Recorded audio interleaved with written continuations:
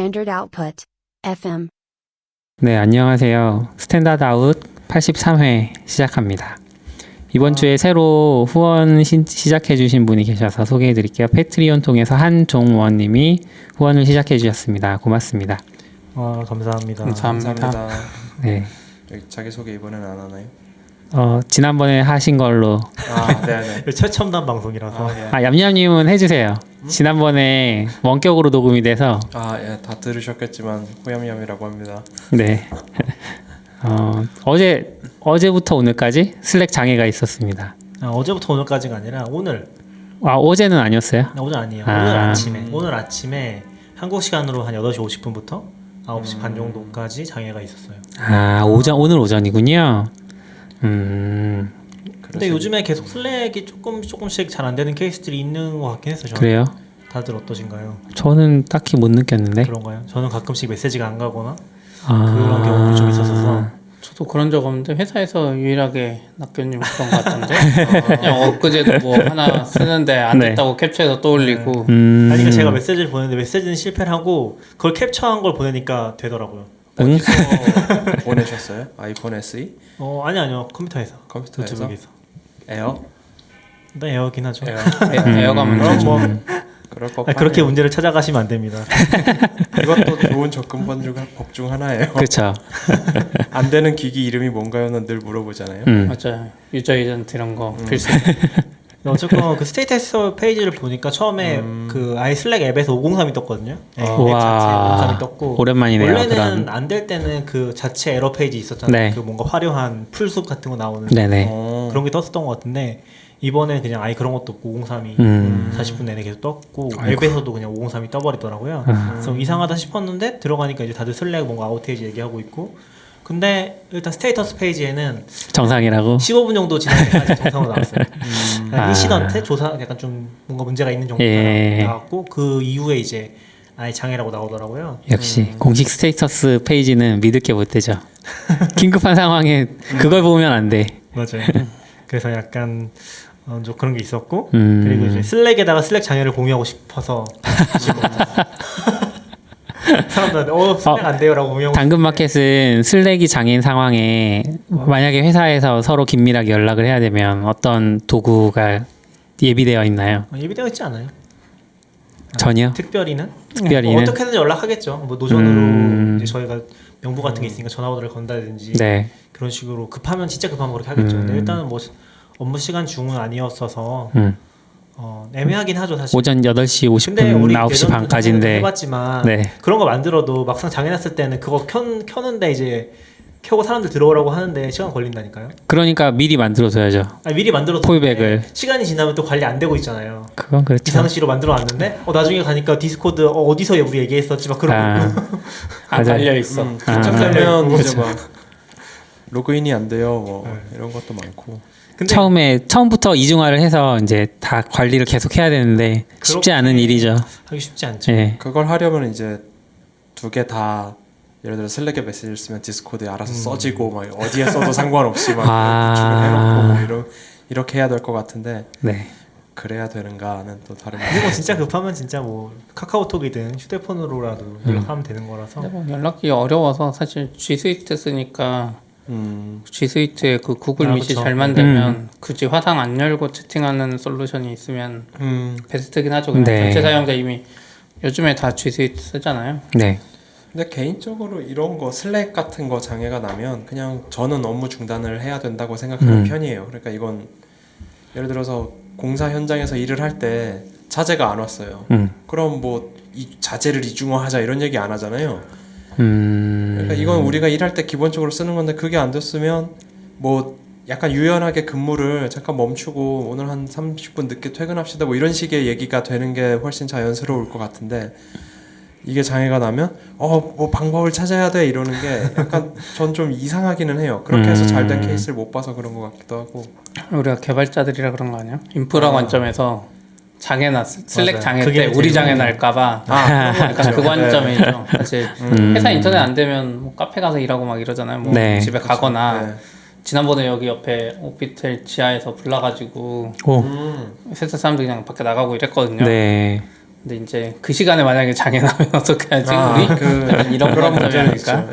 예. 오히려 그런 그렇게 건 봤을 때는 GitHub 장애 같은 게 더 심각할 수도 있어요. GitHub.com을 쓰니까 네, 그쵸. 그쪽에서 CI 장애 나면 다 먹통돼 버리거든요. 아, 저 지금 GitHub이랑 서클 CI, 특히 서클 CI는 날마다 점검해가지고 거의 아, 요즘에 그런 게 되게 심한 것 같아요. 그때도 한번 얘기했던 것 같은데 GitHub도 보면은 한 달 동안 한 4, 5일은 노란색, 빨간색 그쵸. 스테이터스가. 그게 그 원격 근무가 늘어나면서 생기는 이슈일까요?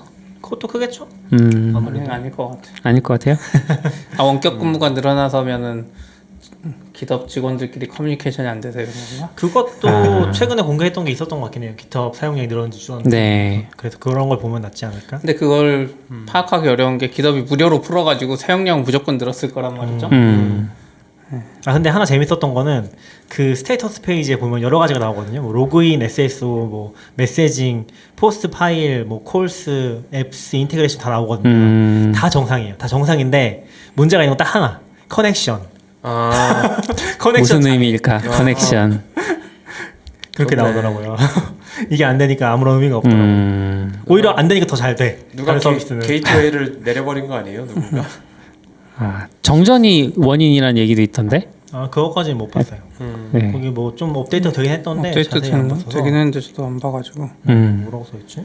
아 근데 이거 어떻게 아는 거지? 이거 꼭 블로그 글처럼 생겼는데 시간이 GMT 플러스 9으로 나오네요. 그니까 저도 신기했어요. 이거 뭐 저희한테만 그게 나오게 한 것 같아요. 요 부분이 뭔가 자바스크립트로 되어 있는 거. 그렇겠죠. 그럴 것 네. 같네요. 그 메인 페이지에는 PTT로 나왔거든요. 음. 그래서 좀 신기했어요. 저도 아까 들어가 보고. 근데 그렇습니다. 오랜만에 장애 소식을 하나. 네. 그리고 AWS 리저브드 인스턴스랑 세이빙스 플랜이 가격을 인하했다는 소식이 네, 들리네요. 이거는 좀 아쉬워서 적어봤어요. 왜 아쉬워요? 왜냐면 요거는 이제 비싸야 되는데. 그러니까 리저브드 인스턴스랑 세이빙스 플랜 자체에 대해서 특정 인스턴스 타입별로 할인율이 올라간 거거든요. 네네. 근데 이 할인율이라는 게 그러니까 저 이번에 회사에서 세이빙스 플랜을 가입해봤는데 그거를 가입이 아니라 구매를 했는데 네. 구매하는 순간 거기서 엄청나게 큰 그 엑셀 파일을 보내줘요. 한 5메가쯤 되는. 그게 뭐냐면은 모든 인스턴스 타입에 대한 너한테 적용되는 요금이 다 적혀 있어요. 아, 그럼 이제 그 아. 사람은 이제 그걸로 1년 동안 끝인 거죠. 아. 그래서 여기서 아무리 할인이 돼도 이 할인 적용이 안 돼요. 구매 시점이 엄청 중요한 거죠. 아, EC2 RI랑 똑같은데 예. 이거 세이빙 플랜 인하되기 한 2주 전인가 구매했거든요. 아, 제가 맞아요. 꽤 비싸게. 몇 아쉽다. 프로 인하됐어요? 예? 몇 프로 인하됐어요? 몰라요. 그러니까 한국은 아니, 서울은 별로 안 되긴 했어요. 서울은 그 타입이 M5였나? M5만 한 1년 기준으로 9% 정도 됐고 리전마다 다 달라요. 리전마다 다르고 3년 기준이면 다들 조금씩 떨어졌고 그리고 인스턴스 타입도 대표적으로 뭐 M5, C5, R5만 거기 그래 나와 있는데 실제로 훨씬 더 많은 인스턴스 타입에 대해서 할인 적용된다고 하더라고요. 그래서 AWS는 3년 계약하면 안 돼. 절대. CP 계속 그 얘기 하더라고요. 1년에 뭐 네. 할인율 아무리 높아도 네. 저희도 계속 고민하다가 맞아요. 한국인 사거든요. 왜냐면 사용량 측정이 잘 안 되니까. 네. 근데 이제 또 이런 시점에 또 할인해 주니까 한 몇 달 고민하다가 안 하고 있었는데 하필 사자마자 또 이렇게 하고. 아이고. 크게 산 거거든요. 이번 되게 짜잘하게는 뭐 상관없는데 네. 근데 어차피 계속 사긴 해야 돼서 사주면 좋죠. 또 하필 또 딱 사고 엔터프라이즈 디스카운트 프로그램이 있더라고요. AWS. 네, 네, 있어요. 많이 쓰면 하는 건데 네네네. 그거 네. 했더니 그거 하고 이거 샀으면 더 할인됐을 거라 그러고 또 아, 준비적인 되게 거예요. 아이고. 되게 은행 접근과 반대로 도는군요. 네. 점점 이율이 떨어져서 미리 가입해야 된다는. 그렇죠. 아니, 이런 거 좀 미리 알려주지. 그러게요. 근데 뭐 알려주기가 불가능하잖아요, 사실. 경험하는 수밖에 없는 것 같아요. 다음에 또 더 크게 사야죠. 뭐. 근데 이거는 경험한다고 해서 뭐 나은 방법을 찾을 수 있는 게 아니잖아요. 내가 구매하는 시점을 그렇죠. 조절한다고 해서. 근데 이번에 좀 저는 사실 뭐 요금 문제가 계속 나와서 저희도 이제 그런 걸 구매를 급하게 하긴 했는데 네. 좀 많이 아쉽긴 하죠. 시기상. 왜냐면 환율도 되게 높고 아, 맞아. 환율 높았어. 환율 거의 뭐 최고로 높았던 시점이잖아요. 뭐 한두 달 정도. 저희 요번에 파트너 계약하면서 약간 독특한 경험을 했는데 저희가 되는 건가요? 파트너 이름을 얘기 안 하면 되지 않을까요? 잘 판단해 주세요. 네. 알아서. 파트너가 원화로 계산을 해주시더라고요. 원래 원화로 해주지 않아요? 달러로 그 들어왔던 업체도 있었어요. CDN 계약이잖아요. 보통 우리나라 파트너 계약은 이제 파트너 맺기는 하지만 비용 절감은 대부분 CDN 부분에서 일어나잖아요. 근데 그 한 군데는 원화로 주셨고 한 군데는 달러로 주셨어요. 아마존 말하는 거죠? 아마존 네네네. CF? 아마존 CF 클라우드 프론트. 그래서 클라우드 플레어 프론트? 프론트. 아 맨날 헷갈려요. 예, 그래서 그거를 계약을 할 때 원화로 계산을 해주시길래 이거 달러를 원화로 변환해서 주신 거냐 여쭤봤어요. 그랬더니 자기네는 고정가로 간다고 원화 고정가로 간다고. 그러니까 뭐 예를 들면 기가당 뭐 몇 달러였다. 그러면 그거를 원화로 그 시점에 바꾼 다음에 그래서 달러가 변동이 일어나도 저희는 영향을 안 받게 되더라고요. 아니요, 거의 전략적으로 그런 거예요. 이게 환율 역대치라 생각하고 떨어졌을 때 그런가? 이득을 먹으려고 그런 거 아니에요? 높은 데 하는 걸 수도 있긴 한데 그럴 수도 있죠. 근데 일반적으로는 말씀하신 대로 달러로 하긴 해요. 자기들이 환차익을 감당 감수할 필요가 못하니까. 없잖아요. 네네. 그래서 조금 신기했어요. 전 특이한 경험을 했다고 하셔서 환해지 상품이 나온 줄 알았어요. 환해지 상품이긴 하죠 사실. 아, 저희서 해주는 거니까. 해지는 아니죠. 떨어졌을 때 우리가 손해 보는 컨셉이니까. 그쵸. 그러네요. 그리고 또 이건 전 좀 특이하게 봤는데 키베이스가 줌에 인수됐잖아요. 네. 아, 이건 키베이스 없어지나 막 그 생각도 들고. 키베이스는 뭐 하는 없어질 회사예요? 것 같다는 얘기가 많더라고요. 그 PGP 뭐 인증키 뭐 이런 것 때문에 개발자들이 아. 좀 인기 있었던 사이트인데 뭐 네. 채팅도 할 수 있다 그러고. 그러니까 암호화 채팅할 수 있다. 그리고 약간 PGP 키를 이 사람이 누군지를 인증해주는 네네. 그런 걸 했던 거거든요. 또 렛츠 PGP 인크립트 키를 같은 거예요? 그럼? 그거랑 좀 다른 개인 달라요? 개인의 PGP 키를 원래 막 가지고 있고 네네. 그러는데 이거를 뭐 기더 프로필처럼 뭐 네. 한 군데 놔두고 아, 쓰는 느낌?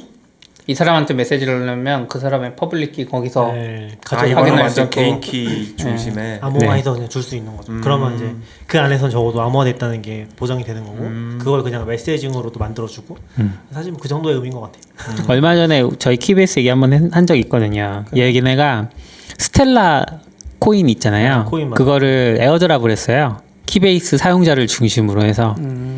그래서 무슨 일인지 모르고 저는 영문도 모르고 갑자기 코인이 생겨가지고 네 그거를 한 4차례 했거든요. 얘네가 에어드랍을.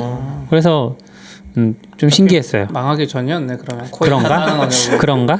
돈 안 근데 돼서 마지막 코인 뭐 탔네. 어울리긴 하죠. 원래 코인이라는 게 암호화랑 관련이 있는 거니까 어울리긴 그렇긴 한데 해도 그걸 막 뿌리면서 서로 막 돈 받고 하는 거잖아요. 어떻게 보면. 그러니까 네. 좋게 흘러간 적이 없으니까. 음. 근데 줌은 하필 보안 때문에 문제니까. 계속 문제라서 키베이스는 돈 많이 벌었을 것 같은데요. 코인으로 땡기고 줌으로 땡기고. 줌이 아마 자기들 보안 이미지 때문에 인수한 게 아닌가 싶네요. 그런 것 같아요. 특별한 다른 아예 건 없고. 이 키베이스 쪽 이끄시는 분이 아예 줌쪽 보안 담당하게 되는 것 같더라고요.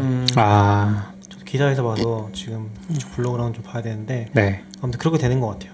아 저는 그래서 이거 보안 이슈 안 터졌으면 좋은 기능 많았는데 지금 원래 스냅 카메라라고 스냅챗 만든 데서 만든 가상 이게 있어서 내 페이스 카메라 그 정보를 뒤에서 이렇게 조작해서 막 이쁘게 꾸며주고 막 이런 거 재밌었거든요. 맞아요. 근데 보안 이슈 터지더니 그 가상 카메라 못 쓰게 막아버리고 최종 버전에서 그리고 낙견님이 알려준 엄청 좋은 기능이 있더라고요. 줌 화상회의 하다 보면 약간 딴짓하고 이러잖아요. 네. 그거를 알려주는 기능이 있었어요 원래. 제가 저번 주에 얘기했던 폰지 네네. 링크 주셨는데 그것도 보안 이슈 때문에 없앴더라고요 그 기능. 근데 그 보안 이슈는 아니고 사람들이 하도 뭐라고 했던 것 겸사겸사 한 거 같아요. 아니야? 겸사겸사 했겠죠. 네, 근데 뭔가 약간 로깅하는 거 아니었어요? 로깅까지는 모르겠는데 그게 약간 좀 기능이 자체가 좀 구리잖아요. 그게 약간 좀 뭐라고 해야 되지? 감시하는 듯한 느낌. 내 생각엔 이제 뒤에서 프로세스 뒤졌을 것 같아. 카카오톡 떠 있는지. 그런 그렇게까지? 그게 더 편하죠. 아니면 뭐 편하긴 얼굴 하죠. 인식을 해서 딴짓하는지 찾기 어렵잖아요. 눈동자. 눈동자 눈동자는 아이 트래킹은 많이 쓰잖아요. 웹사이트 근데 같은 거 눈동자 이런 볼 거는 때도 아이 어차피 트래킹이 화면을 아닐까? 보니까 그럼 화면에다가 아이패드 깔아놓고 하면 모른다는 얘기네요. 아니 아이패드 깔 필요도 없는 게 그쵸 그 그러니까 아이 트래킹에서 모르게 하려면 그렇게 하는 아이패드 순간 깔아놓고 집중 안 하고 있는 사람. 아니 그러니까 아이 트래킹을 하면 화면을 보고 있는 거고 요 위에 아이패드. 아니 아이 트래킹을 해도 어차피 딴짓도 여기서 브라우저로 하는 거라 눈은 여기 화면 안에서 움직여요. 제 생각엔 프로세서 봤을 것 같아요. 프로세스를 본다. 근데 줌이 원래 좀 이상하긴 했어요. 줌 되게 말 많았어요. 원래 맥에도 그 바로 실행시키려고 뒷단에 서버 띄워놓고 해서 그것 때문에 네, 맞아요. 많았고, 맞아. 그 동의 없이 계속 예. 띄워놓고 윈도우에서도 그런 이슈 한번 있었었고, 그러니까 약간 어떻게든 편하게 하기 위한 모든 방법을 다 써서 맞죠. 했던 것 같긴 해요. 근데 이제 그 보안 이슈라든지 그런 게 터지니까 좀 다 접긴 했었는데 그냥 다 빼긴 했었는데 여전히 네. 줌이 좋긴 하더라고요. 최근에 이제 구글 밑이 좋다는 분 몇 분이 있어서 써봤거든요.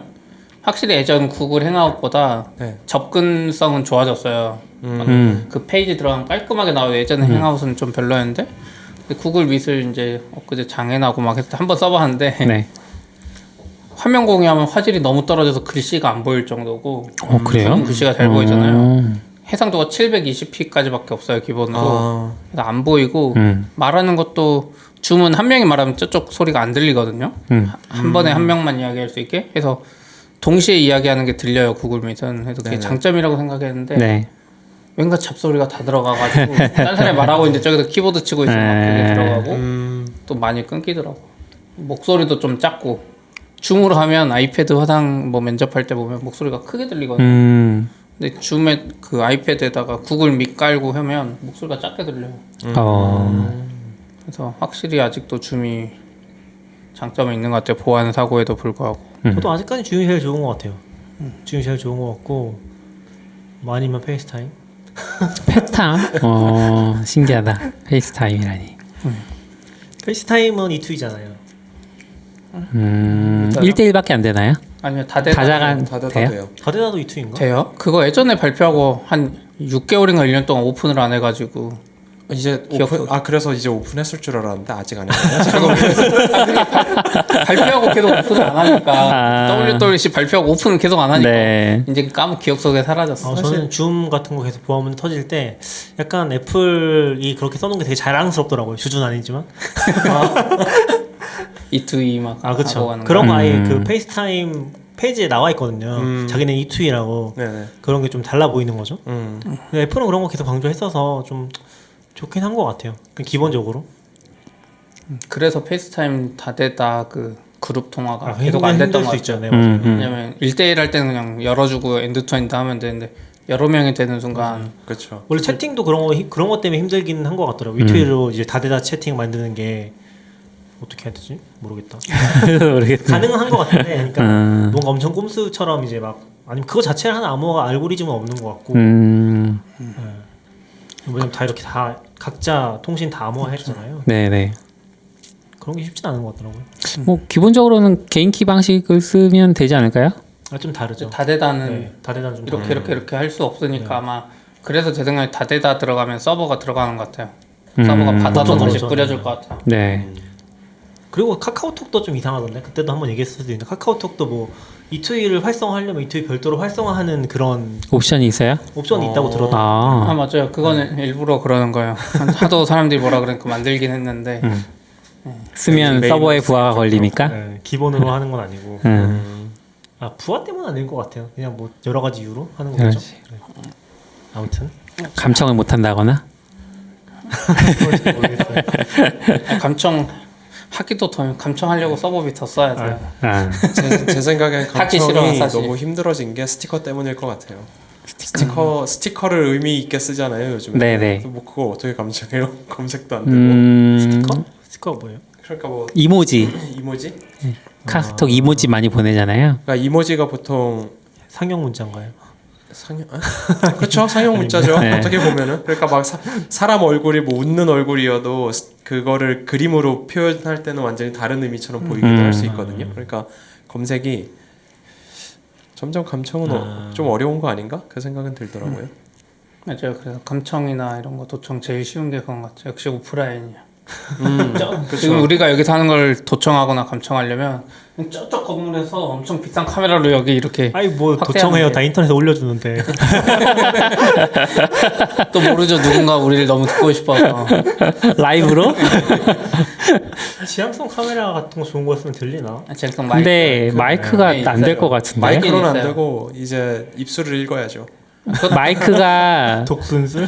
제가 알기로는 마이크가 멀리 있으면 아무 의미가 없고 마이크를 여기 창문에 붙이거나 맞아, 그런 뭔가 거. 그런 식으로 해서 원격으로 신호를 전달하지 않으면 첩보 영화 같은 거 보면 그런 거 있잖아요. 네. 멀리서 지향성을 엄청 당겨서 아, 다 거짓말이죠. 그거 예전에 그런 것도 있었잖아요. 하드디스크 돌아가는 그 소음을 읽어서 데이터로 추출하는. 아, 소음은 예. 아니고 그 케이블에서 빠져나가는 전파. 그거 말고 전기가 흐르잖아요. 그럼 거기서 나오는 맞아요. 패턴? 전자파가 있을 거잖아요. 네. 그걸 읽어서 이미지화 시키는 그러니까 그거를 해서 데이터를 기상 거의 전에 어느 정도 추출해낼 수 있는 것 같았어요. 키보드 타이핑도 소리로. 그건 잘 모르겠어. 아 그래요? 그러니까 이게 그러니까 한글이나 영어나 뭐 각자 어떤 그 단어를 쓸 때 패턴들이 있을 거잖아요. 네네. 그 패턴을 읽어서 암호를 유추하는 아. 그런 방식도 있었다고 들었어요. 뭐 옛날에는 번호도 숫자 달랐잖아요. 비밀번호 누를 때 번호 나오는 소리가 다 달랐잖아요. 아, 그쵸, 그쵸. 전화가 그렇게 동작을 했으니까. 뭐 아무튼 단신이니까 또 넘어가시죠. 네. 네. 근데 요거 약간 네. 옛날 얘기긴 한데 그 소리 나는 번호 눌렀을 때 그 네. 소리를 녹음해서 다른 전화기 수화기에다가 틀어주면 전화가 걸렸어요. 옛날엔 그래서 아날로그 시절. 아. 그 소리로 전화를 걸었기 때문에. 그러니까 그 전자식 키패드 말씀하시는 거죠? 네, 뭐 이렇게 그 띠띠띠띠띠띠띠 이거를 그거를 녹음해서 1410 그걸 해서 녹음 어디서 많이 들었던 녹음해서 다시 번호인데? 재생해서 보내면 네. 전화가 걸렸어요. 그 요즘에도 그렇잖아요. ARS 그 번호 누르는 방식도 음. 그 소리 가지고 하는 거니까 예. 어떻게 보면 디지털이 아니라 그래서 그냥 약간 옛날 상식 하나. 네. 그리고 애플이 이제 맥북 13인치 새로 내놨는데 네. 야 이상해 이번에. 실망의 사람들의 왜요? 왜냐면 당연히 14인치가 나올 거라 생각했는데 아 이 사람들은 그런 게 있잖아요. 그러니까 성능은 다 거짓말이야. 사람들이 성능 따진다는 건 다 거짓말이야. 그냥 똑같은 15인치였으면 사람들이 안 샀을 텐데 1인치라도 커지고 디자인이 다르니까 사는 건데 13인치는 이거 ESC 키 하나 넣었다고 살 사람이 없는 거죠. 그러니까 조금이라도 그게 제일 바뀌어야지. 혁신적인 거 아니에요? ESC 들어간 게 제일 혁신적인 거 아니에요. 사람들은 남과 다른 거를 나한테 보여줘야지 내가 이 몇백만 원을 지불하지. 약간 애플로 치면 아이폰이 똑같은 거 나오면 내가 갤럭시 노트 10을 샀는데 네. 노트 20랑 똑같으면 누가 사요? 20를. 저 사잖아요. 아이폰 SE는 좀 다르잖아요 지금. 똑같아요. 근데 이게 6랑 거의 아니 7이랑 요즘 시대에 이런 폰을 쓰고 있으면 아이폰 SE라고 생각하는 거죠. 아이폰 10은 이렇게 안 생겼으니까. 왔다 SE 왔네. SE 왔네. 이렇게 생겼구나. 떨어뜨렸어요. 뭐 그건 뭐 물건이. 원래 그러신 분이니까 뭐 이해해요. 물건 함부로 쓰는. 차라리 이렇게 만들던지 옛날 디자인으로 다시 맥북 프로를. 근데 저는 그런 것보다 이번 13인치가 좀 이해가 안 갔던 게 저가형이 두 개가 있어요. 그리고 걔네가 CPU가 8세대 인텔 CPU를 쓰거든요. 맞아요. 그러면 어쩌면 아직 그 벤치마크나 이런 게 올라오진 않았는데 맥북 에어보다 느릴 수도 있어요. 맥북 에어는 10세대인가 그러죠? 네, 지금 맥북 에어보다 느릴 수도 있어요. 그러니까 지금 제 13인치는 현재 맥북 에어보다 느리거든요. 물론 이건 2, 3년 된 모델이긴 하지만. 네. 근데 그때도 이제 인텔 CPU 업데이트가 잘 안 맞아가지고 한 세대 낮은 걸 써서 만들어진 건데 8세대가 두 개가 이제 저가 모델이지만 나온 거예요. 그래서 그게 제일 이해가 안 갔어요. 이거랑 그럼 에어랑 차이점이 에어보다 그렇다고 해서 시키는 게 잘 되지도 않을 것 같고 똑같은 방식이죠. 똑같은 네. 방식이라서 차이도 없을 것 같은데 왜 출시한 거지? ESC 키. 그러니까 에어가 있는데 에어랑 겹친다는 네. 느낌이 드는 거죠, 뭔가. ESC 가격 차이도 안 나고 무게 차이도 안 나고 에어랑 ESC 키 플러스 터치패드 있잖아요. 아 터치패드 하나로. 터치패드 맞나요? 터치패드 재고가 너무 많다. 터치바. 터치바 재고가 너무 많이 남아서. 차이가 있네요. ESC랑 터치바랑 동시에 있는 거. ESC 여기 있죠. 근데 아, 네, ESC랑 터치바가 터치바가 예. 이제 지문 인식은 있으니까 네. 그렇죠. 지문 시 무게 차이도 안 나고. 그래서 그리고 이번에 가위식 좀 키보드 그건 바꾼 거 뭐 아니에요? 에어도 마찬가지고. 에어는 안 바뀌는 모델 아니에요? 에어는 아직 에어도 이번에 다 바뀌었어요. 이번에 전부 다 매직 네. 키보드라는 이름으로 바뀌면서 바뀌었어요. 식으로 바뀌었어요. 근데 애플이니까 제 생각에 분명히 제안을 네. 했을 거라고 생각합니다. 에어한테 제안을 하는 것도 지금 OS 업데이트하면 갑자기 느려질걸요? 예전에 애플도 뭐 배터리 오래되면 배터리 용량을 핑계로 속도 네. 늦췄다는 게 결국 밝혀졌잖아요. 아무것도 선택이 안 되네요 아직. 그거 아직 한국에서는 안 현재 파니까. 네, 구매부터. 한국에는 안 되는데 그래서 13인치는 진짜 애매해져 버렸어. 예. 저 원래 13인치를 좋아해서 13인치를 생각하고 있었는데 다음에 기기 바꿀 때 왠지 16으로 갈 것 같아요. 근데 이게 소문에 16인치가 무겁긴 하잖아요. 네, 소문에 올해 안에 14인치가 또 나온다는 이야기가 있어요. 오. 그 루머들 애플 네. 맞잖아요. 근데 거기에 아이맥이랑 14인치 이야기가 여전히 계속 있어요. 아이맥은 뭐예요? 저 아이맥 관심 아이맥 많아서. 새로 나온다는 오. 올해 안에. 근데 그게 21인치란 말이 아니면 22인치인가 좀 애매한 사이즈 작은 사이즈로. 그거 아직 그거는 확정이 더 안 된 것 같고 근데 14인치 이야기는 계속 나오는 게 옛날 과도기처럼 또 이거 아이폰 SE 팔듯이 이게 너무 많이 남아가지고 그럴 수도 있어요. 그럴 수도 있어요. 맥북 SE. 네. 맥북 SE. 근데 SE 치고는 너무 비싸네요. 그렇죠. 비싸네요. 약간 최대 배터리 사용 시간이 에어보다 짧네요. 와. 그러니까 이게 무거운데 더 짧아. 최대 저장 장치가 좀 더 클 수 있네요 메모리랑. 아 저장 장치 메모리 차이 좀 큰 것 같아 메모리. 아니요 13인치 저가 모델은 8기가에서 시작해요. 아 그러니까 최대가. 최대 메모리. 최대가. 예. 근데 32기가 기다리는 사람 은근 많았던 것 같긴 하거든요. 많죠. 그러니까 근데 13 32기가를 기다리기 위해서 돈을 낼 수 있는 사람이 저가 모델을 살 거냐? 저 이건 좀 다른 문제인 것 같거든요. 그러니까 애초에 음. 저가 모델 사면서 32기가 가는 게 저는 효용이 없다고 생각해요. 아니 13인치. 13인치 저가 모델 그러니까 CPU 13인치 8세대 저가를 CPU를 쓰면서 메모리를 왜 메모리를 맥스로 32기가로 할 이유가 거의 없어요. 그걸 쓴다면 얘기하시는 거죠? 가격 기반으로. 저 같은 건데 할 것 같긴 한데 그게 실제로 성능의 차이를 얼마나 줄까? 결국에 제일 큰 차이는 터치 아이디밖에 아니 터치밖에 없네요. 예, 거의 그래서 되게 근데 이해 안 CPU는 가는. 낮아. 네. 그러니까 CPU라도 10세대면 뭐 그러려니 하겠는데 물론 그랬으면 이 가격이 안 나왔겠지만 네.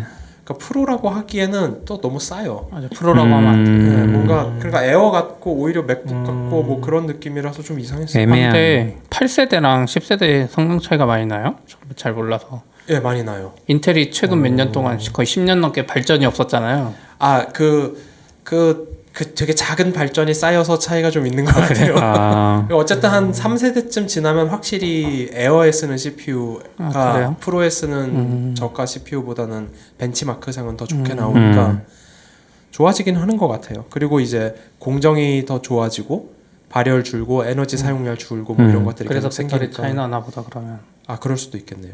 애매하긴 하네요 진짜. 애매하긴 하네요. 뭔가 되게 차라리 에어를 산다 이걸 살 거면 그 생각이 더 많이 들었어요. 에어가 심지어 가벼울 수 있는 게 더 가벼울 수 있는 게 어댑터도 얘는 더 작은 거 쓰잖아요. 아, 얘는 그쵸. 큰 거 쓰고. 네. 어댑터 와차수도 뭐 작으니까. 제가 사실 애플한테 감동받은 포인트들이 몇 개가 있는데 언제예요?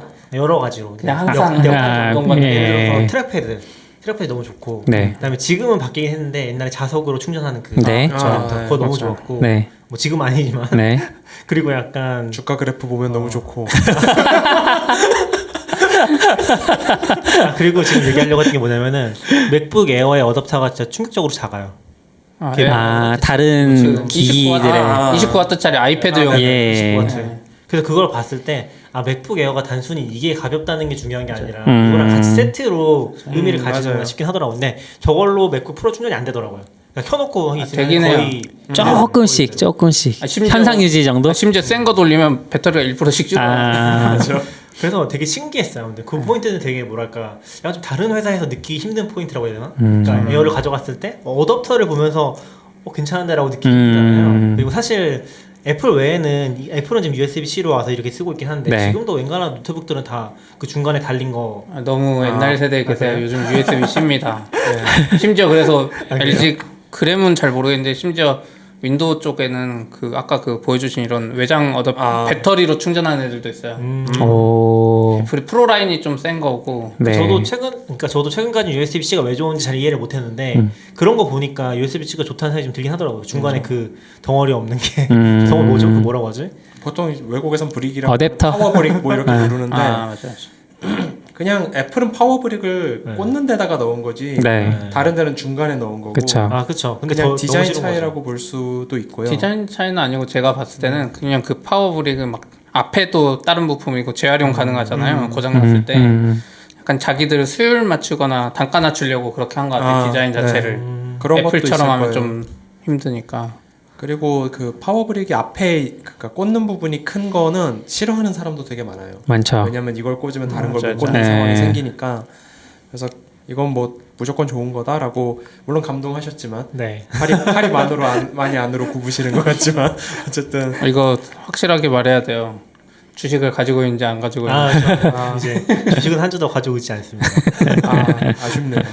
약간 그건 거죠. 국회의원이 나갈 때 자기가 그 주식을 가지고 있는지 말하고 발언해야 돼. 원래 작년에는 사람들이 이제 애플 제품 살 때마다 이제 거기에 맞춰서 주식을 사겠다고 했었는데 일단 네. 너무 돈이 없고 그렇게 다 너무 많이 사서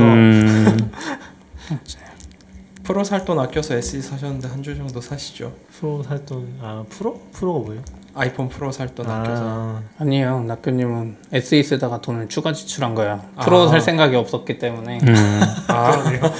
저도 이게 나오고 나서 광고를 보니까 내가 SE2를 기다렸구나 하는 사실을 깨달았죠. 그렇군요. 사고 싶었던 게 아니라. 네, 단신에서 네. 막 엄청 시간을 오래 썼기 그렇게요? 때문에 장신을 그러네요. 좀 짧게 가시죠. 단신과 어떻게 바뀌었어? 네, 비주얼 스튜디오 온라인 이거 원래 이제 예전에 우리가 한번 다룬 적 있잖아요. 근데 얘가 이름을 코드 스페이스로 바꿨더라고요. 코드 스페이스로 바꿨는데 이게 이제 다룰까 하다가 넘어갔는데 그 다음 주에 깃업 세틀라이트가 있었잖아요. 거기에서 바로 비주얼 스튜디오 코드 스페이스를 도입을 해가지고 온라인에서 바로 할 수 있는 그런 환경이 됐죠. 그러니까 온라인에서 깃업 레포지토리를 바로 수정할 수 있는. 아직은 안 나온 거 아니에요? 공개만 한 거죠. 예. 네. 근데 지금도 간단한 파일 수정 같은 거는 깃업에서 그냥 해버릴 수 있거든요. 있긴 그럼 한데 어렵진 이게 않은데. 뭐가 문제냐면 그 신텍스 하이라이팅이나 그쵸, 자동 그쵸. 완성 이런 것 때문에 음. 사실 힘들었잖아요. 근데 이제 이거는 다 지원해 편하니까. 주니까. 그리고 심지어 코드 볼 때도 지금은 막 옥토트리라고 왼쪽에 뭐 깔아가지고 네. 깃업 레포 보긴 하는데 이건 맞아요. 그냥 VS 코드 스페이스로 뜨면 거기서 바로바로 클론 안 받고 어제도 특정 서비스에서 제 장애나니까 제일 먼저 하는 게 기 클론 받아서 빨리 다운 받아서 이렇게 분석하는 건데 서비스가 많아서 네, 깃업에서 바로 되면은 편하죠. 판별도 되고. 맞아요.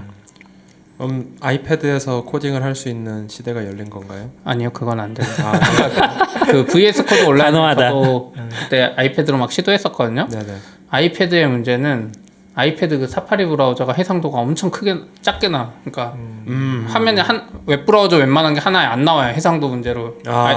아이패드가 좀 잘못한 건데. 그래서 비주얼 스튜디오 코드 띄우면 엄청 작게 나오고, 그리고 애플이 좀 브라우저가 좀 폐쇄적이잖아요. 네. 그래서 그 사파리 엔진만 쓸 수 있잖아요. 크롬도 사파리 엔진 써야 되잖아요. 네. 그게 해주고 그걸 지원을 제대로 안 해요. VS 코드 온라인. 그래서 일부 기능이 안 된다고 하는데 조금씩 되기는 해요. 저는 보면서 역시 독점 회사라는 생각밖에 안 들었는데. 왜냐면 그 전날 MS가 그 비주얼 스튜디오 온라인의 비주얼 스튜디오 코드 스페이스라고 이름 바꾼 거잖아요. 네. 나 이거 왜 바꾼 거지? 라고 계속 고민하고 있는데 그 다다음 날인가 깃허브에 딱 발표하면서 이제 여기서 쓸 수 코드 있다고 스페이스. 하니까 역시 독점 회사 MS 그런 생각밖에 안 드는 거예요. 근데 어떻게 보면 이제 조직을 합치는 과정도 잘 진행을 한 거고 그러면서 깃허브라는 거에 어떻게 그러니까 예전에 깃허브이 MS에 넘어갈 때는 이대로 깃허브이 사장되거나 아니면 깃허브이 뭔가 정체될 거라는 어떤 생각들이 있었는데 액션도 많이 이렇게 발전하고 있고 그리고 무료 리포 그러니까 무료 프라이빗 리포도 생겨나고 이번에 코드 스페이스까지 들어오면서 계속 발전하는 모습도 보여주고 있고 그런 걸 보면 MS가 깃허브를 나쁘게 만들고 있는 것 같지는 않거든요. 발전의 문제는 아니고 이제 그 파일을 다 가져가는 거죠. 그 다 안에서 가져간다? VS 코드를 집어넣은 거잖아요. 제품을 네. 집어넣은 거잖아요. 이게 네. 사실 MS 스타일이잖아요. 인터넷 익스플로러처럼. 그렇게 봤을 때는 근데, 약간 생태계 관점에서는 되게 좁아지고 있다는 생각이 들긴 하죠. 사용성이 나빠진 건 아니라서 저는 약간 거부감이 덜하긴 한데 그런 게 여기 전략인 거죠. 파이어 그렇죠, 그렇죠. 하잖아요. 네. 아이의 모든 게 이제 마음에 안 들어. 아니 딱 이제 딱 박자 맞춰서 이제 여기서 발표하고 이거 왜 바꿨지 다들 궁금하는 찰나에 이제 맞아요. 깃허브에서 딱 발표하니까 네. 이게 이렇게 아다리가 딱 맞아 떨어지고 아다리? 이름을 VS 코드 온라인 하면 더 이해하기 쉬운데 네. 도대체 왜 코드 스페이스로 바꿨지 좀 이해 못했는데 기덥이 이거 발표한 건 기덥 코드 스페이스라고 해놨거든요. 네. 그러니까 코드 스페이스라는 걸 그쵸. 물고 가는 거죠. 네. 안 그랬으면 기덥 vs 코드 온라인 막 이렇게 그쵸. 해야 되는데 맥락이 있는 것 거죠. 같아. VS 코드 스페이스니까 VS 코드니까 코드 뒤에 스페이스를 붙여서 이렇게 쓴 것만 네. 쓰는데 뭐 그런 게 아니라 이제 더 큰 그림이 있었던 거죠. 이게 실제로 이거 써보면 편한 게 제가 이제 프로그래머서 한국의 그 프로그래머스 거기 네. 통해서 채용이나 이제 그 코딩 테스트나 과제 뭐 이런 걸 봤거든요. 네. 그쪽에 진행하면 그러면 예전에는 거기가 자체 브라우저로 막 띄워서 코드 보게 해놨었어요. 네. 엄청 불편해서 거기 분 만났을 때 제가 그 VS 코드에 들어가는 에디터가 사실 오픈 소스로 열려 있거든요. 네. 모나코 네, 에디터만 모나코. 해서 그런 이야기를 해줬더니 그 다음에 그걸 쓰셨거든요. 오. 그래서 코드 과제 검토할 때 엄청 편해요. VS 코드로 띄워주니까 네. 이제 들어가는 게 편하거든요. 코드 보기가. 그래서 기덥도 아마 그렇게 될 것 같고 사실 이건 다른 데 써도 되지. 긴랩이 갖다 써도 돼요 사실. 네, 그렇죠. 네. 좋은 것 같긴 해요. 긴랩은 이미 그 에디터가 있기는 하거든요. 아 네. 맞아 뭔가 봤던 것 같아요. 근데 이제 낙교님 말한 것처럼 사람들이 이게 편하니까 이제 다양성이 없어지고 한쪽으로 합쳐지지 그럴까봐. 않을까? 깃허브도 이미 그런 상태죠. 좀 그렇게 될 수도 있을 것 같아요. 지금 가격이 좀 궁금해서 프라이싱 가격- 들어가가지고 계산을 해봤는데 8코어에 16기가 램에 64기가 SSD 인스턴스 쓰는 걸로 하루에 8시간이라고 한 달에 그럼 20일이라는 거고 그렇게 12달이라고 환율을 1,200원으로 계산하고 3년간 하면 235만 원 정도 나와요. 싸다. 그러니까 뭔가 노트북 주는 거랑 그쵸. 되게 비슷한 가격대를 맞춰 놓은 것 같아요. 그것도 이거는 그러니까- 액티브 시간 기준이니까 하루에 네. 8시간 일 안 하고 네. 2시간만 하면 더 더 맞잖아요. 싸지는데 야근하면 비싸지는 그러니까 이게 그 코드 스페이스 발표를 하면서 했던 것 중에 하나가 가격 인하거든요. 50%인가 인하했어요. 와. 시장 인하한 거예요. 네. 근데 제가 봤을 때는 훨씬 더 많이 인하할 것 같아요. 그러니까 약간 맞아요. 거기서 돈 버는 것보다도 이거 퍼트링이 더 중요하다고 생각하기 시작하면은 그냥 막 퍼트릴 것 같아요. 왜냐면 지금 리모트가 엄청 중요한 게 다른 AWS도 그렇고 다 그 포지션을 가져가고 싶어 하거든요. 클라우드 에디터 네. 포지션을. 근데 지금 VS 코드 나오면서 그 시장이 다 지금 거의 죽었죠. 끝나버리는 느낌이 아마존이 들거든요. 원래 클라우드9이라는 거 인수해서 번쩍번쩍 맞아요. 하고 네. 있었는데 그냥 VS 코드가 뭐 이 시장 다 점령해버렸으니까 그렇게 될 가능성이 굉장히 높아졌죠. 그리고 회사들이 보안 문제로 음. 다른 개인 컴퓨터 갖고 왔다 갔다 하게 하는 것보다는 이런 걸 더 선호할 수도 있어요. 그냥 어떤 브라우징만 가능한 저렴한 PC 주고 화면 크고 뭐 맥북 에어 정도면 충분하니까 사실. 그러니까 MS가 엄청 잘하고 있는 포인트라고 느끼는 게 저도 MS가 애저랑 굉장히 많이 붙이고 있어요. 사실 이 VS 온라인도 애저에 붙어있는 서비스예요. 애저 계정이 있어야 돼요. 맞아요. 애저 계정이랑 그 애저에 카드를 등록해야 돼요. 네, 맞아. 그리고 그 애저 쪽으로 로그인 할 때도 깃허브 로그인을 붙여버렸거든요.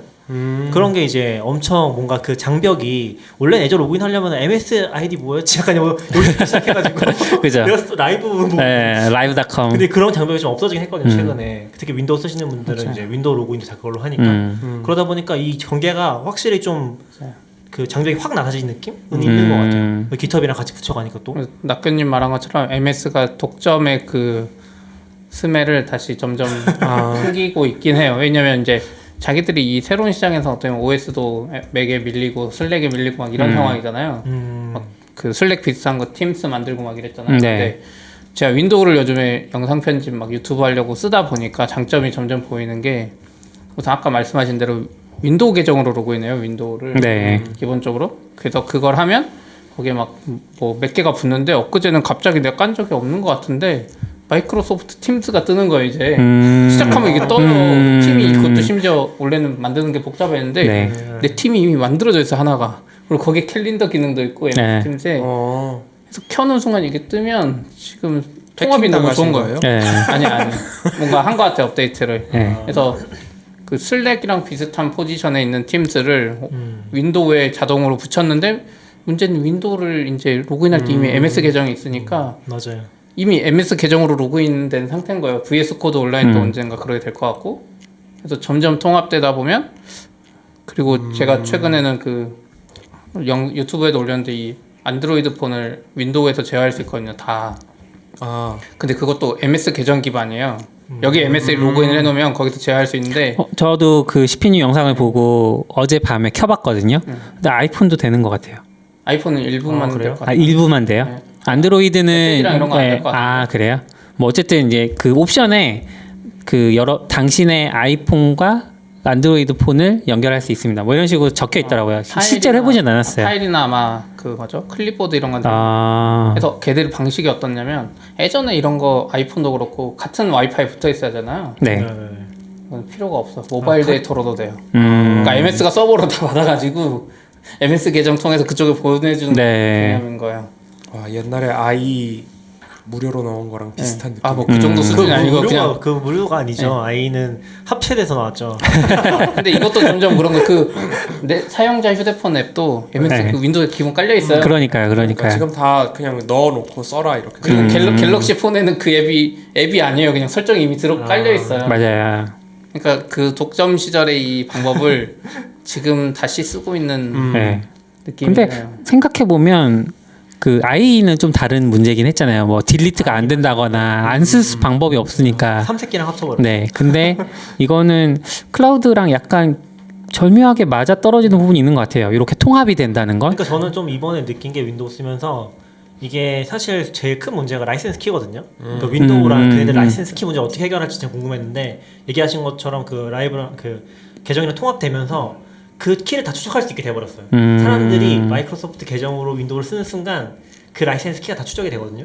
그러니까 이미 그런 거를 이제 가지고 막고 할 그 문제가 없는 거죠. 더 이상. 옛날에 그거 어떻게든 뭐 해킹에 쓰거나 그런 문제들이 있었고. 뭐 그것도 있고 MS는 최근에 OS 업데이트 공짜로 해주고 네. 막 오피스 365 더 싼 거 내놨거든요. 네. 이게 여기 이제 돈이 되는 시장이 아니에요. 아, 애저 그쵸, 같은 그쵸. 거에 통합시켜가지고 그것도 그렇죠. 서비스에서 구독으로 OS보다 더 받아서 저는 어느 정도 하다 보면 개인 사용자한테 윈도우 무료로 풀어버리고 기업한테만 맥처럼. 받지 않을까? 근데 아직도 윈도우 비싸요. 그 되게. 생각 아니요. 근데 뭐 비싸긴 한데 예전에 MS도 사실 돈 내던 시절이 있었어요. 아니 맥도 업데이트 그쵸, 할 때마다. 맞아요. 아, 예. 그래요? 네. 전 그 시대는 아니라 몰라요. 아니요. 바로 앞에. 에이, 까먹은 거예요. 좀 몰라요 진짜. 뭐 맥 OS 라이언인가 바로 우리 그 전만 저 해도. 라이언도 안 썼어요.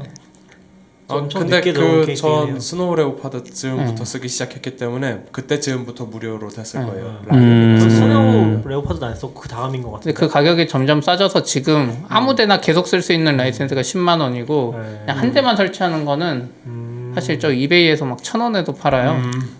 그래서 제 생각에는 개인 사용자한테는 결국 어느 시점에 무료로 해주고 MS 팀스나 이런 거 막 원드라이브 맞아요. 뭐 이런 거 붙여서 거기서 돈을 그쵸. 뽑아낼 것 같아요. 그럴 가능성이 높고 이렇게 푼 다음에 이제 다음 달에 액티브 유저가 얼마입니다 하고 딱 아, 그쵸.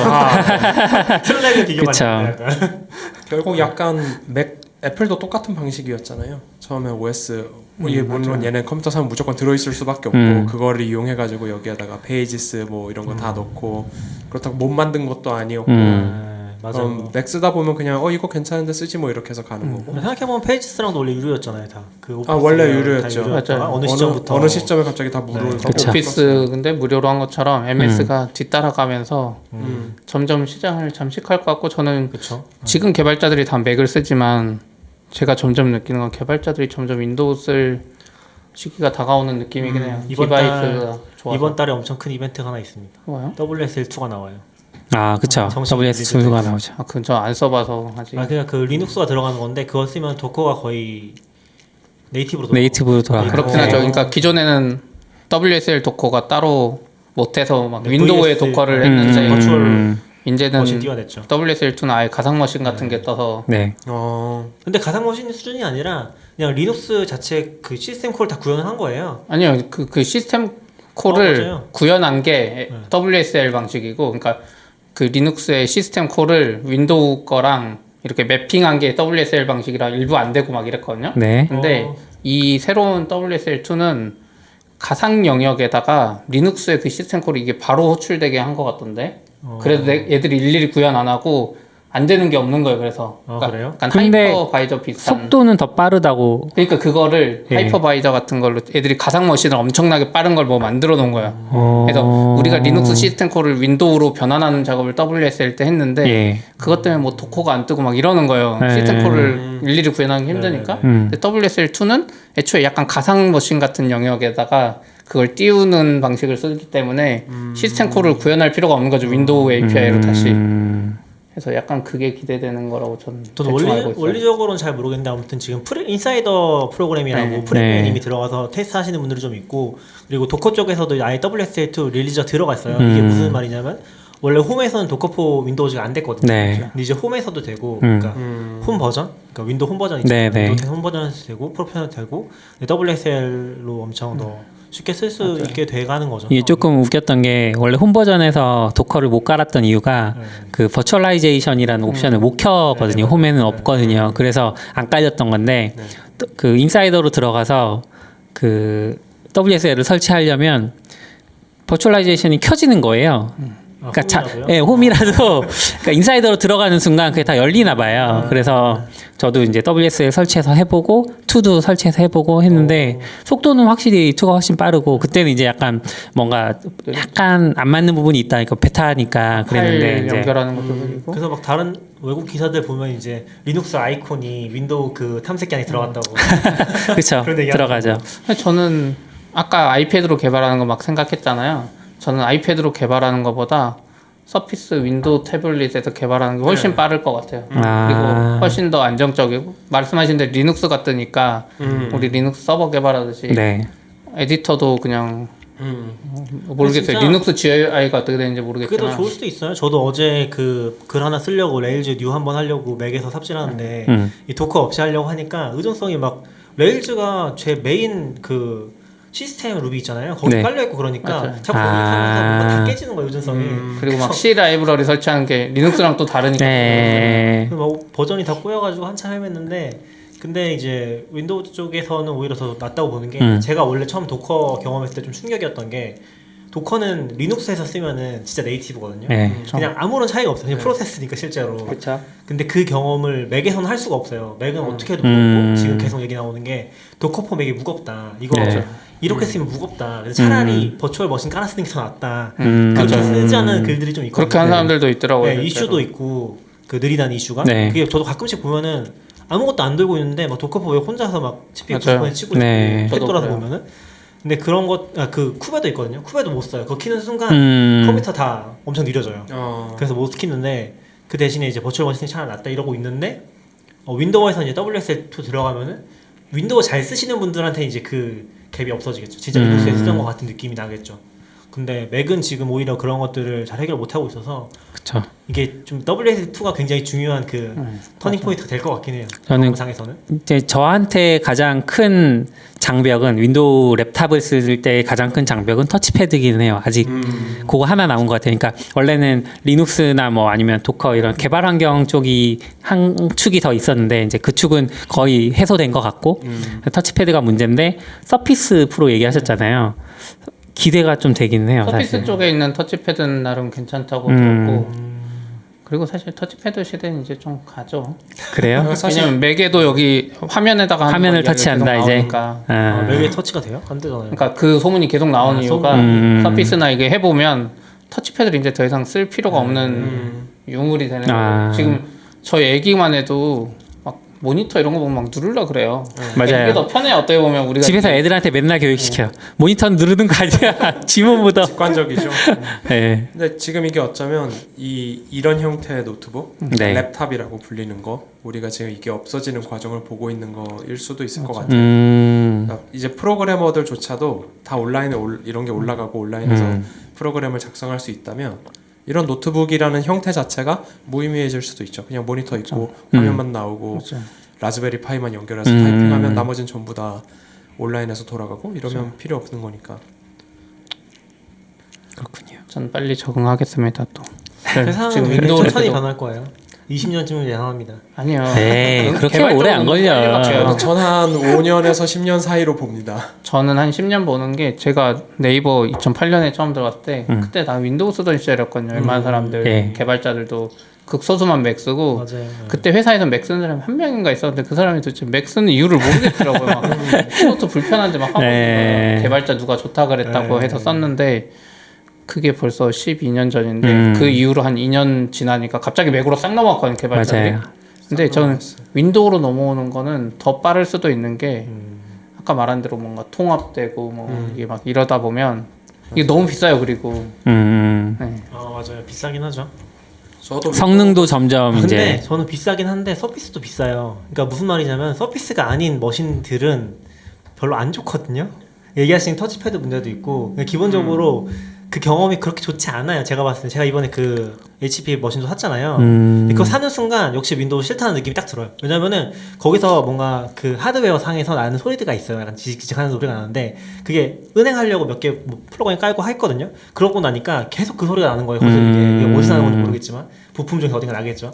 근데 그거를 한번 싹 지우고 나니까 또 안 나. 그러면 그 소프트웨어가 이상한 거죠. 네, 그거는 그래서 그 아니 근데 저는 소프트웨어가 내는 좀 소리 어릴 아니에요? 때부터 그런 게 있어요. 저 어릴 때부터 컴퓨터 썼으니까 약간 이 컴퓨터가 시동 소리만 들어도 이게 정상인지 아닌지 구분할 수 있거든요. 오. 다 할 수 있어요. 이거 우리 키보드 소리 듣고 다 알고 계신 거 아니에요? 그런 건 비밀번호? 아니고. 그 하드디스크 딱 소리 들어보면 네. 하드디스크 초기화가 안 돼서 띠 걸리고 이제 다시 또 계속 그런 소리가 있잖아요. 네. 근데 옛날에 컴퓨터 쓰는 분들 그런 거 알거든요. 근데 그런 거라서 그런지 모르겠는데 맥에 왔을 때는 그런 경험을 다 차단시켜 근데 버리는 맥도 똑같아요. 지금 제가 비쌀 맥에서 수 있긴 한데. 결제하려고 가끔 몇 개 깔았거든요. 패키지를 어쩔 수 없이 막 네. 홈뱅킹이라고 깔라고 하잖아요. 그 깔았더니 파이어폭스 날마다 죽는 거 알아요? 아, 그래요? 그 뒤에 아. 프로텍트인가 뭔가 이상하게 깔려서 아이고. 파이어폭스를 계속 맞아. 죽여요. 엠프로텍트는 쓰레기. not protect예요. 쓰레기를 하면 안 진짜. 되나? 네, 어제 잠깐 돌아가서 그래서 이제 네. 근데 윈도우가 또 그런 것도 있어요. 쓰면 쓸수록 느려지는 아, 경험. 확실히 있어요. 맥은 그런 게 좀 덜 하잖아요, 확실히. 아이폰도 덜하죠. 네, 근데 이제 안드로이드도 그렇고. 안드로이드도 요즘은 느려진다는 느낌 아니, 없거든요. 느려져요. 오래 써도. 근데 앱을 깔면 느려지고 지우면 다시 괜찮아지더라고요. 근데 윈도우는 이게 느려진 상황에서는 무슨 짓을 해도 커버가 안 돼요. 포맷하고 새로 깔지 않으면 제가 얘기했잖아요. 컴퓨터 산 다음에 은행 하는 건 다시 버추얼 머신 깔아서 그 위에 띄운다니까. 아니, 뭐 그럴 수 있죠. 근데 이제 그렇지 않더라도, 그러니까 은행과 관련된 이유가 아니더라도 그냥 쓰면 쓸수록 좀 느려지고. 그렇긴 한데 이제 저는 세상이 좀 더 바뀐 게 저는 요즘에 한 몇 년 동안 맥 새로 사거나 그러면 무조건 새로 설치하거든요. 옛날 생각하면 이게 엄청 스트레스였는데 요즘엔 다 클라우드에 있어서 맞아요. 새로 설치하는 게 한 몇 시간 안에 다 끝나고 그렇죠. 그 환경이 다 구축이 돼요. 그래서 윈도우도 그런 거에 스트레스가 좀 적을 것 같고 윈도우에는 사실 내장에 그 타임머신 같은 게 있어요. 그래서 특정 지점으로 뒤로 돌아갈 수 백업이라고 있어요. 있죠, 백업. 네. 그래서 특정 지점으로 돌아가는 게 좀 쉬워지긴 했어요. 우리는 안 쓰지만 다른 사람들은 그거를 알면 잘 쓸 수도 있어요. 저 이번에 SE 사면서도 진짜 많이 좋아졌다고 느낀 게 네. 사실 엄청 스트레스였거든요. 이거 딱 사는 순간 이것도 공인인증서 언제 옮기고 있고 막 그런 생각 했었는데 다 옮겨주더라고요. 그냥 이 폰에서 폰으로 옮기는 걸 쓰면은 그냥 진짜 여기 있는 거 통째로 다 가져가 버리더라고요. 그래서 세상이 많이 좋아졌구나. 생각 살짝 하긴 했습니다. 애플과 MS가 좋아진 거지 은행은 그대로예요. 세상이 좋아진 게 아니라 누군가가 좋아진 거. 네. 근데 그 공인인증서 데이터까지 복사되는 건 좀 좋았던 경험인 것 같아요. 안 되면 또 윈도우 켜가지고 또 그건 애플이라 더 신문깍한 거. 은행별로 따로 그럴 수 받아야지. 있죠. 네, 맞아요. 안드로이드는 하나만 넣어요. 맞아요. 그래서 은행 한번 만료되면 엄청 스트레스 받아요. 하나씩 다 들어가서 다시. 전 그래서 은행을 줄였어요. 그것도 방법이죠. 그것도 좋은 방법이라고 생각합니다. 또 다음 이야기 해볼까요? 제가 이건 쓴 건데 그 백블레이즈라고 네. 유명한 그 백업 스토리지 서비스 제공하는 애들 얘네가 맨날 그 하드디스크 레포트. 리포트 장애인 내주는 얼마나 하는 애들. 애들인데 예. 그쪽에 워낙 특화되어 있는데 애들도 최근에 클라우드 S3 같은 비슷한 스토리지를 발표했었거든요. 얘네 되게 싸고 많이 주지 않아요? 용량? 네, 싸고 엄청 예. 많이 줘요. 근데 그래도 사람들이 잘 안 썼어요. 왜냐면 스토리지로 쓰기 API 연동이나 이런 게 힘들잖아요. 그냥 백업 솔루션은 쉽고 근데 스토리지로 좀 쓰게 하려고 애들이 만든 그 S3 같은 게 있는데 그거의 API를 아마존 S3랑 호환되게 해버렸어요. 그래서 아마존 S3 SDK API를 쓰는 애들은 이 백블레이즈를 백단으로 쓸 수 있어요. 예전에 그러니까 SDK에서 찌르는 주소 바꾸면 된다는 거죠. 와. 예전에 이거랑 같은 프로젝트가 미니오라고 있었거든요. 그러니까 자체적으로 클라우드 스토리지를 만들고 그게 아마존 S3 API랑 호환되게 하는 애들이 네. 있어요. 그럼 내가 아마존 S3 API를 통해서 이 미니오로 자체 구축하다가 S3를 옮기고 싶으면 그 주소만 바꾸는 거예요. 근데 백블레이즈가 이걸 지원하는 순간 지금 우리가 만드는 백업 솔루션들을 다 싸게 백블레이즈로 바꿔버릴 수 있어요. 그래서 저도 본 게 AWS CLI에 보면 그 엔드포인트 설정하는 게 다 있긴 하거든요. 네. 아예 임의의 값으로 설정할 수 있는데 있었던 걸로 기억해요. 정확히 모르겠지만. 근데 그런 기능을 다 나와버리는 거 아니에요? 근데 아마존이 왜 굳이 막지? 막진 않은 저는 이거 하면서 든 생각이 뭐냐면 아마존이 스펙 표준을 뭔가 만들고 있어요. 이제 더 이상 스토리지 S3 같은 거는 MS 애저나 구글 클라우드도 이거 지금 지원해야 될 판이에요. 그냥 그거는 스펙을 만든다는 게 아니라 스펙이 돼버렸다는 네, 의미인 그렇죠. 거죠. 네. 이제 S3가 뭔가 또 추가하면 나머지 애들도 다 아. 추가하게 생긴 약간 그런 사실상의 표준이라고 네, 하죠. 뭔가 힘을 가진 거죠. 네. 그래서 그러게요. 좀 좋아 보이더라고. 이걸 단신했을 걸. 백블레이즈는 백업만 하는 애인가 봐요. 네, 기본으로는 그 맥 OS에 깔면 뒤에서 알아서 이걸 통째로 백업해줘요. 그리고 싼데 복구할 때 돈을 더 받는. 근데 뭐 맞아. 복구는 많이 안 하니까 사실. 이제 만약의 상황에 네. 대비해서 저도 백업으로 백브레이즈를 써볼까라고 생각을 하다가 이제 저는 그걸로 넘어간 거죠. 싱크띵으로 넘어간 거죠. 내 나스를 좀 더 활용을 하자 이러면서. 그리고 그 다음에 이제 낙교님이 좋아하는 앨런 머스크가 또 앨런 머스크. 그 공장을 원래 미국 쪽에 정부에선 돌리라고 한 것 같아요. 다. 11일부터 허가를 해줬는데 네. 그 주 카운티 저 개념을 잘 모르겠는데 그 밑에 하위 행정부 주 밑에 카운티가 있어요. 그 행정부에서 안 된다. 아. 테슬라 공장에 있는 카운티가 네. 안 된다 그러니까 테슬라가 열 받아 가지고 막 머스크가 헛소리하고 막 고소한다 그러고 정부를 막 이런 사건이 있었죠. 그리고 오늘 제가 또 트위터 그 밑에 링크한 거 보면 트럼프가 또 이게 트위터 친구잖아요 서로. 트럼프가 이걸 썼어요. 캘리포니아는 테슬라와 일론 머스크한테 공장을 열어줘야 된다 지금 당장. 이미 패스트하고 세이프하다 막 그랬더니 일론 머스크에게 땡큐라고 10시간 전에 멘션으로. 보통 이런 헛소리 하면 주가가 많이 빠지는데 별로 안 빠졌네요. 이건 공장을 여는 거잖아요. 아니 근데 이제 뭐 자기 집 팔아서 테슬라 주식 사야지 이럴 때 또 한창 빠지고 막 이랬었잖아요. 그래서 뭐든 이 사람이 입을 열면 주가가 빠졌는데 별로 안 빠져서 별로네요.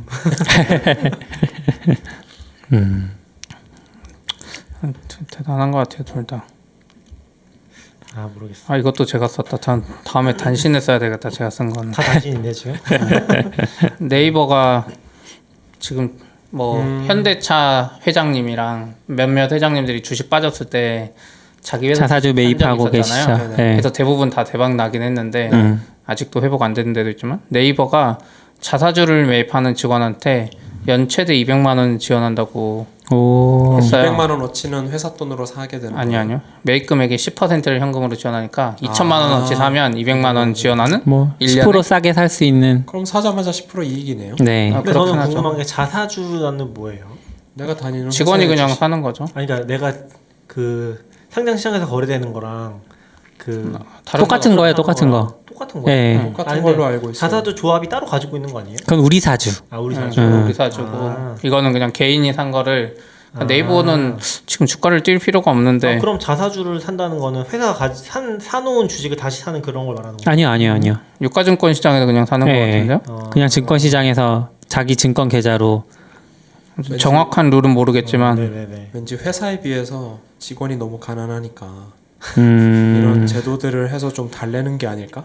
근데 이걸 할 바엔 차라리 우리 사주를 하는 게 나았을 수도 있을 것 같은데 그러면 우리 힘이 너무 세지니까 제약이 그런가? 뭔가 많은 거 아니에요? 그렇죠. 직원들의 힘이 어떻게 보면 좀 세지는 세지니까, 것도 있고 예. 왜냐면 이해진 회장 조합이니까? 같은 경우 네. 지분율이 한 자릿수예요.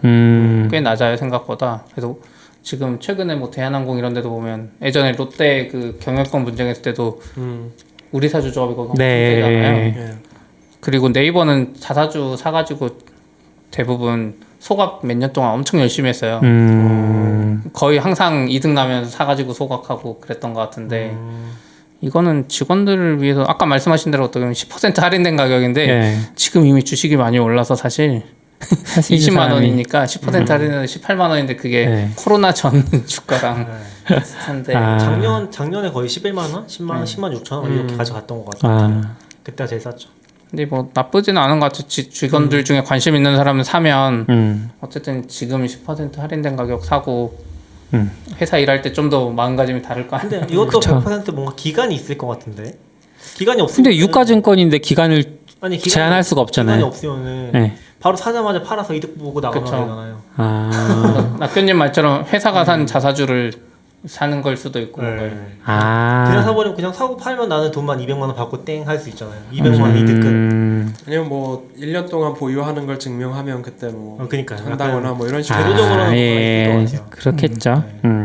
뭔가 좀 특이한 것 같은 네이버는 지금 지난번에 스톡 발행한 것도 그렇고 사실 상장사는 스톡 발행 안 하거든요, 잘. 그러니까 아마존도 그렇고 구글도 그렇고 외국에 이미 상장한 회사나 지금 일본 메르카리도 상장했잖아요. 네. 상장회사는 뭐 RSVP인가? 주식을 주는 프로그램 같은 게 있어요. 스톡이 아니라. 네. 뭐 자사주를 스스로 매입해서 주는. 그쵸. 그런 거. 네. 뭐 그런 비슷한 거 아무튼 주식을 주는 거. 왜냐면 스톡에 메리트가 없어요. 상장 주식은. 근데 네이버는 좀 특이하게 스톡을 그러니까 스타트업 비상장일 때 좀 의미가 있는 것 같은데 좀 특이했던 것 같아요. 근데 뭐 소유는 어차피 많이 오르면은 차익이니까 스톡은 사실. 그렇죠. 그래도 막 세금 문제 막 이런 거 있었던 것 같아요. 제가 그때 알아보기로는 스톡을 주느니 직원들 세금 문제도 있고 똑같았나 네. 보다. 그러네요. 스톡 문제도 있고 막 그래서 직원들 입장에서 생각하면 스톡보다는 상장사는 주식 RSVP 뭐 아무튼 있어요. 그걸 주는 게 이득이다 듣긴 했어요. 이게 직원 입장에서 그런 것도 있대요. 이제 구글이나 뭐 이런 데 주식 주는 데를 다니면 네. 보통 이제 보너스로 줄 거잖아요. 그럼 연초에 주면 나라에서 세금을 떼잖아요. 그럼 한 2달은 마이너스래요. 그러니까 뭐 급여보다. 급여 이런 게 그러니까 직급이 어느 정도 되면 그렇게 되겠죠. 네. 그래서 보통 이 작년에 좀 모아둔 돈으로 한 3개월 사는 시기가 생긴다고. 그러니까 원래 이제 회사 입장에서 이거 주식 적당히 팔아서 그걸로 생활해 이런 건데 이제 또 그게 안 잘 안 팔아. 되잖아요. 안 팔죠. 그리고 모를 것 같은. 사실 이제 자기가 다니는 회사의 면면을 회사 외부 사람들도 잘 파악할 수 있겠지만 직원 입장에서 파악을 잘 한다고 가정을 했을 때는 회사의 미래성이 있으니까 계속 다니는 걸 거잖아요. 그러면은 그 회사 주식을 취득한다는 건 계속 보유하고 그래서 이제 회사의 가치가 올라갈 때 나도 그 주식에 따라서 재정적인 이익을 많이 보고 이렇게 가는 게 맞는 거 아닌가? 근데 일반적으로는 직원이 정보를 많이 몰라서 스타트업이랑 좀 다르게 네이버뿐만 돼도 기업이 커지면 네이버 밖에 있는 사람들은 네이버 계속 잘 될 거라 그랬는데 거의 5, 6년 전만 해도 저도 네. 그렇고 네이버 회사 안에 원래- 있으면 뭔가 일이 안 되니까 맞아요. 네이버 망할 것 같다 그래 원래 직원들은. 안에 있는 사람들은 자기 회사 싫어해요. 아니, 그러니까 싫어하는 정도가 아니라 비전이 없다고 생각하는 경우가 많아요. 왜냐면 뭐만 하려고 하면 안 되니까. 근데 밖에서 보기엔 너무 돈을 잘 벌고 그래서 사실 직원들이 일반적으로 큰 회사일수록 그런 생각 가지기 쉽지 않아요. 그리고 큰 회사에도 어떤 부서는 일이 막 액티브하게 돌아가면 우리 회사 너 잘 되고 있어 아무 문제 없어 이러는데 실제로 망해가는 회사들도 있고. 저는 기본적으로는 약간 성장하는 회사에 들어가서 물론 기회가 꼭 있는 건 아니지만 그런 회사일수록 뭔가 이런 기회가 더 많이 주어진다고 생각하긴 하거든요. 네네. 뭐 물론 상장 회사면 사면 되고 자기가. 근데 이제 뭐 파이낸스적으로 그렇게 얘기도 하더라고요. 왜냐면 파이낸스적으로 그 회사의 주식을 사는 거는 이 회사가 망했을 때 넌 이중으로 부담을 지는 거라고 그런 얘기도 하긴 하더라고요. 그럴 수 있죠. 네. 근데 약간 관점에서 따라서 뭐 잘 판단해야 되는 것 같아요. 사실 근데 전 회사가 잘 됐을 때 나한테 아무것도 보통 없잖아요. 네. 그런 게 되게 뭔가 타격이 될 수 있지 않나? 인센을 줄 수는 있죠. 뭐 인센이죠, 인센. 상장 기념 줄 수는 있지만 네. 진짜 잘 주면 1,000만 원? 그렇죠. 네. 그리고 사실 대부분의 사람은 그냥 평범한 기업에 다니니까 우리 회사 내가 다니는 회사의 주식이 오를 거다라는 보장을 하기가 어려운 것도 사실이고 그냥 저는 주식은 약간 자기의 본인을 해지하는 거라고 생각해요. 나는 지금 이 회사에 다니지만 더 좋은 회사의 주식을 미리 사두는 거죠. 그것도 맞죠. 그러니까 계속 그걸 사면 그래서 나중에 시간이 지나서 이 회사 자기가 가고 싶은 회사 주식을 샀는데 시간이 지났더니 떨어졌어요 가격이. 그럼 여기는 안 좋은 회사인 거예요. 내가 잘못 본 거지. 근데 이제 그런 관점으로 일반적으로는 스타트업 주식을 못 사니까 내 몸이 가서 주식을 사고 네, 그쵸. 몸으로 주식을 몸으로 사는 주식을 사고 또 네. 나와서 다른 데 주식 나의 몸과 나의 시간. 네. 네. 근데 뭐 이번에 스타트업 주식 살 수 있는 무언가가 생겼다라는 얘기. 요새 적으신 거 좀 아니에요? 그런 게 유행인 것 같아요. 그러니까 두나무에서도 비상장 그 거래소 만들었고, 어. 근데 두나무 쪽은 좀 재밌었던 게 삼성증권 계좌 통해서, 그러니까 아마 이거는 그 뭐라고 하지? 그 증권사에 예탁된 통일주권인가 뭐 이런 맞아요. 거 그거를 하나요? 보장해 주는 것 같아요. 음. 이 사람이 가지고 있다. 아. 그걸 통해서 거래할 수 있도록 해주는 것 같고, 그리고 또 제가 봤던 거는 판교거래소 여기도 좀 네. 있었는데 여기도 비상장 주식 거래하는 거 개인들이 올려서 하는 데거든요. 근데 뭐 거래가 많거나 그 주식이 많이 올라와 있는 건 아니고 또 재밌었던 거 저는 개인적으로 그러니까 스타트업도 펀드 형식으로 투자하는 데들이 좀 있잖아요. 네. 그 펀드가 만기가 돼서 해산을 해야 되는 거예요. VC로 치면 VC가 자기 돈이 아니니까 10년짜리 펀드 있으면 그 중에 일부를 이제 투자하는 거거든요.